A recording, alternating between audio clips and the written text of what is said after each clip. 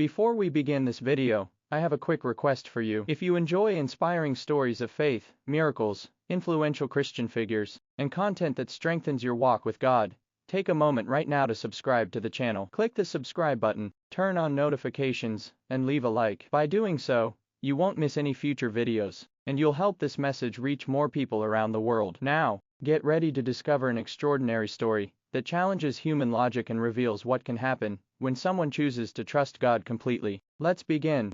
He was just a skinny boy with a speech impediment, seemingly condemned to a life of poverty, on a farm in Oklahoma. No one would have bet a single cent on his future, but T.L. Osborn defied his own biology and tore apart the manuals of traditional theology to become the man who shook the world. There are mysterious visions in a dark room, mass miracles that challenged medical science, and physical confrontations where the most feared witch doctors in Africa fell to the ground. The informed Christian opens the file of one of the most disturbing and powerful journeys in history. Prepare yourself, because what you are about to see will redefine the limits of your faith.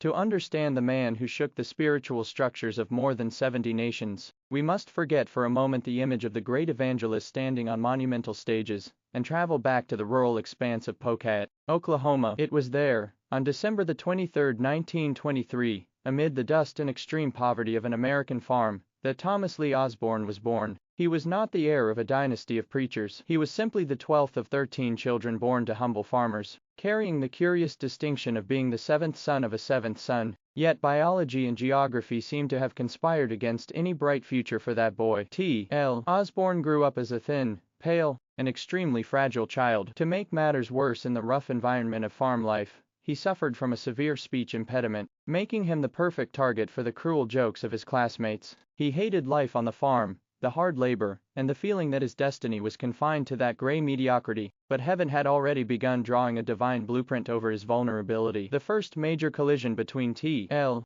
Osborn and the power of transformation did not come through a theology book, but through a household miracle. At the age of 12, he witnessed a dramatic change in his older brother, Lon. Known for his difficult temper, Lon returned from a Christian camp completely transformed. He stopped cursing and, to the shock of the family, stopped beating the livestock. That practical evidence that God could change a man's character shattered young T.L.'s skepticism. Soon afterward, he gave his life to Christ during a camp meeting preached by a traveling evangelist. At the same age of 12, using a toy printing press, he began producing his own salvation tracts by hand. Alone, with worn-out shoes, he walked miles between neighboring farms to distribute those messages. While his tongue still struggled to speak to men, his fingers were already printing the truths of God. At 15, an opportunity to break free from the destiny of farm life arrived through the evangelist Ernest Dillard. Dillard saw something in the attentive-eyed teenager that no one else could see, and became his crucial mentor, introducing him to the demanding disciplines of prayer, fasting,